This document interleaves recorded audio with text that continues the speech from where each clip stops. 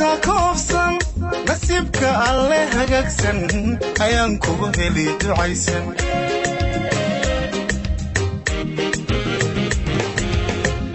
ana awada okansan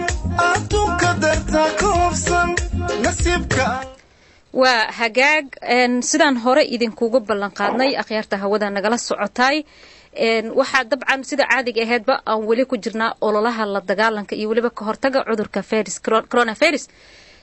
caawa waxa mar kale noo ballansan oo aan wareysan doona Dr. Axmed Cali Madar Axmed way maqlaysaa fiican waa ku soo dhaweynayna baad ma hasatay halwa adiga iyo jamaal iyo raadiyo maqalba وهجاج أحمد طبعا ورئيس ما شاء الله أياد هبنك الواد بحسي محا نقدم بحالة محا كسو كردي والله حلوة كده أبص عطو حنون كيلو عندي رأي أبغى حلو يحرق كبري حرق كبري يا سو ما له بحسي حرق كبري أما كورونا فيروس واحد مدائن وفربات أدونك قهية مثلا هذا ما تأكتو أدونك waxa cudurka isaga laga helay dad tiradu sare u dhaafayso 1 milyan iyo 100 kun oo qof waxaanu ku faafay dalka badan 180 dal iyo goobood yani wadamo waxa jiray moogtay aan wadan wali la aqoonsan laakiin la tiriyo marka 130 adigu dal ayuu adduunka maanta cudurkaas laga helay oo la xaqiijiyay waxa kaloo la sheegay in 1 milyan iyo 100 kun dad ku dhow ilaa 150 kun ayuu dhintaan cudurka isaga marka wada waxa weeyaan cudurka uu kordhaya adduunyada uu ku faafay ha ugu sii badnaado gaar ahaan wadamadan horumaray ee Yurub iyo Mareykanka intaas in ka magaranaysa wadamadu aad farafaas uga haya kamid ah waa gartay Axmedow sida aan la socono cudurkaani cabsi badan ayuu dadka ku abuuray argagax badan ay dadka dareemayaan dadka qaarna waxaad moodaa wali inay iska kaftamayaan sida Soomaalida oo kale maxaa dabcan marka la yiraahdo inta badan inkastoo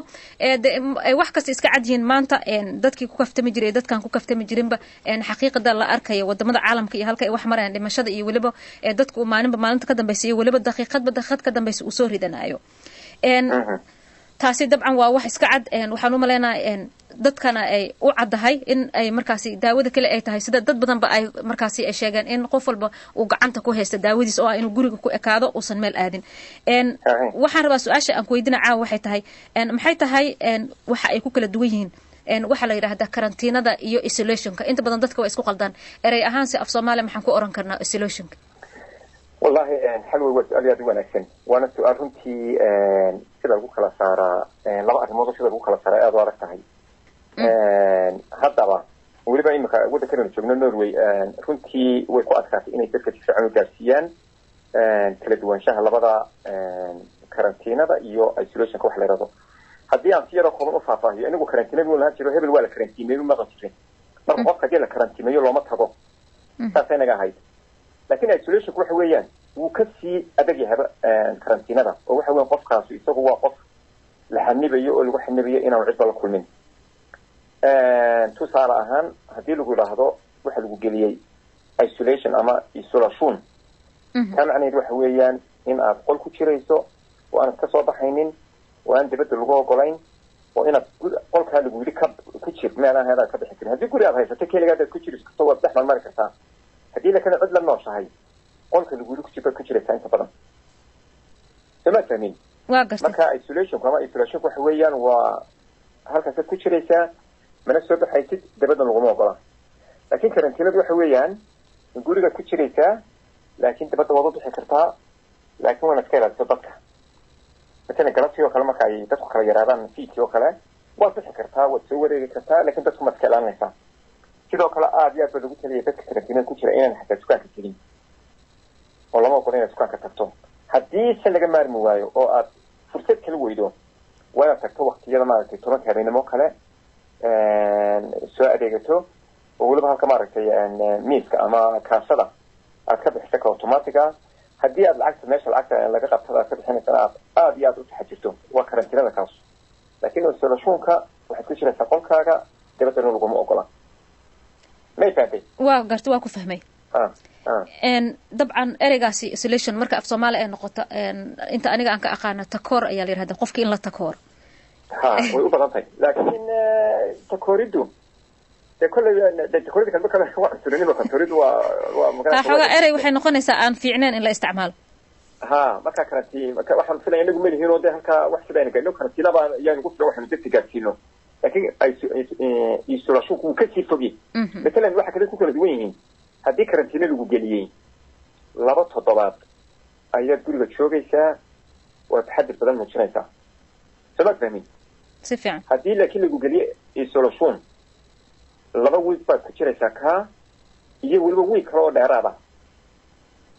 waa tahay waa gartay marka isolation wuxuu kaga duwan xataa maaha oo qura inaad yani takorida aad sheegtay aad iyo aad u adag aad ku jiraysa mooyaane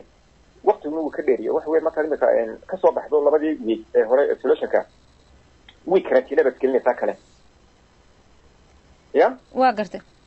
marka taasi ku kala duwan waayahay axmedow su'aashan waxay tahay maxaa sababay in dad badan oo Soomaali ah oo cudurka ku dhaca ama ay qaadaan aad sileedahay maxaa sababay sileedahay wallahi xalwa horta ma xasuustaa qabtiga hore waxaan ka hadlaynay waxaanu ka hadlaynay cudurkani inaanu cidna aqoonin dadka kala saarin midab iyo diin iyo cid aanu kala saaraynin waxaan u malaynayaa dadka Soomaalidu dawladii hore inay uga hadalay dad badan inay way ka hadleen waa dad jecel inay maaragtay kulmaan oo hadii bidika ku roon yahay jecel oo inay istaxkaraan oo dadna sheekaystaan oo iswareystaan marka waxaan filayaa anigu inkasta ay soo bixi doonto sababtay waxaan filayaa laba arrimood inay sabab u yihiin inay yani guddig yihiin ta koowaad iyadoo ayaamihii hore uu cudurku lagu cusbaanay dadku aanay u qaadan maaragtay si inuu cudurkan halis yahay oo si fudud lagu kala qaadi karo oo ay dhayalsadeen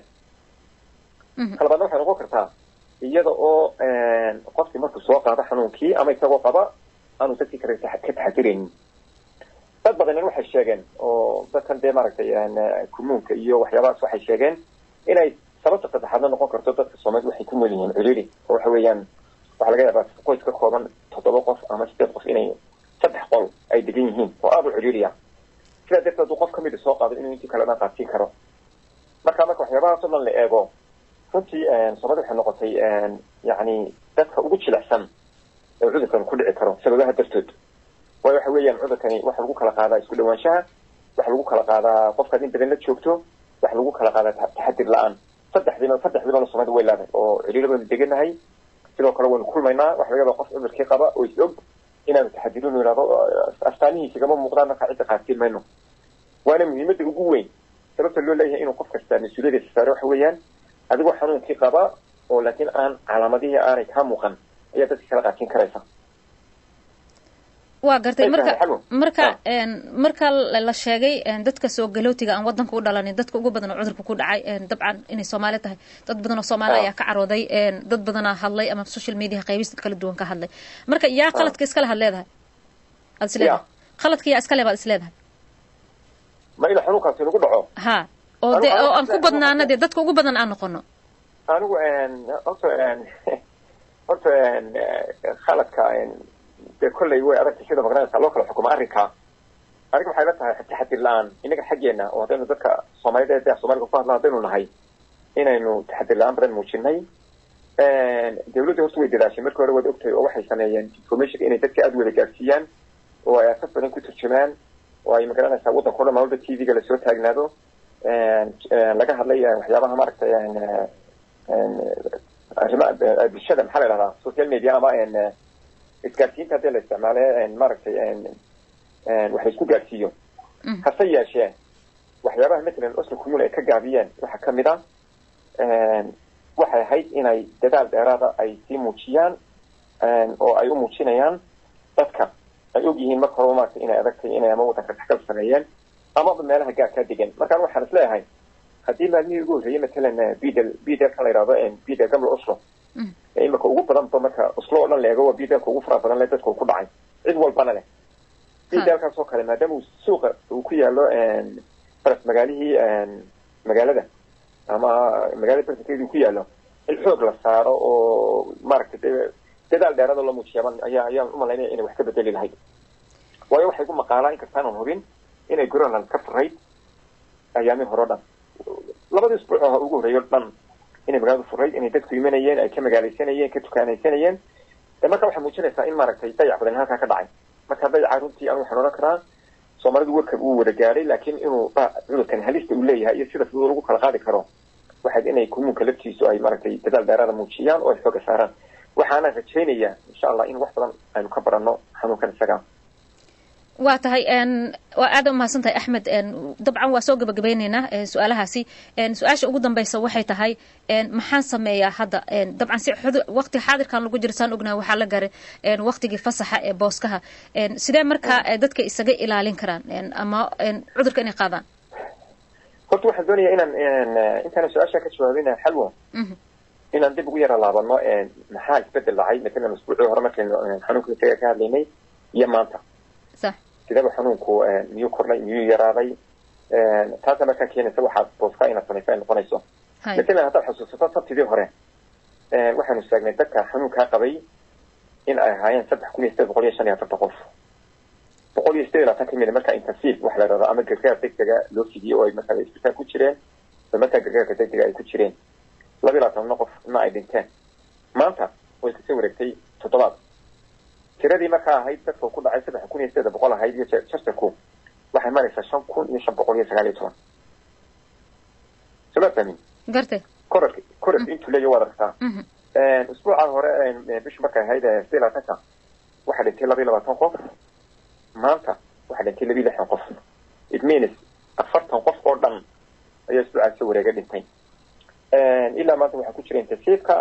98 ama 98 qof soo yaqaano waxa isbitaalka yaala 309 qof marka loo eego shalay oo kale dadka isbitaalka yaala 12 qof baa hoos yara dhacay shalay waxa yaalay 320 maanta waxa yaala 309 marka hoos ku yara dhacay inta la dhigay laakiin dadkii intensive ku jiray waa sidiisii marka waxaad moodaa inuu kordhayo ama uu almost dadkii xanuunku ku dhacay maalmo ma ka dambeysay kordhayay maalmaha qaar 200 qof ku dhacayeen 150 qof marka xanuunku weli waa sidiisii isma dhimin samaatani waa gartay dad badan baana qaba oo imika yani dad badan inta la tirtigareeyay wada tasiga qaatay tijaabis ku sameeyay moqtay waxa jira dad aad iyo aad u fara badan oo aan istasgarayn oo xanuunka qaba sida darteed inka teen fasax galay oo inka teen fasax bay iskaga jireen marka saddex isbuuc ugu dambeysay haddana waxaan oran lahaa in aan taxadirkii adkaa ee dadku ku jiray aanay dabcin sidii ahayd ay maaragtay ay hawsha ka wadaan talaabooyinkii hawl waxqabad ka hortaga cudurkan coronaviruska in ay dadku sidii ula socdaan oo ay matalan farahooda sidii maaragtay saabuun ugu maydhaan ay dadka ka qaataan masaafo ilaa dad gudaha gurigooda joogtaan 2 mitir dibadana 1 mitir iyada waxyaabihii kale soo jeediyay inaad maaragtay hadday calaamadahaas kugu soo kordhaan aad faslagaaga la xiriido amaba telefoonada gargaarka uu leeyahay magaranaysa loogu talagalay xanuunkan coronavirus iyo inaad adiguna naftaada ilaaliso dadka kale kugu xeeran iyo dadka bulshada aad degan adiguna aad ka ilaaliso xanuunka inaad fidiso haddaad qabto adigu inaad qaadana aad iska ilaaliso waa taxadir badan muujiso way xanuunka wali waa jira waa kordhaya aad u mahadsantahay Axmed waa kaaga mahad celinayna waqtigaada qaaligood nala qaybsatay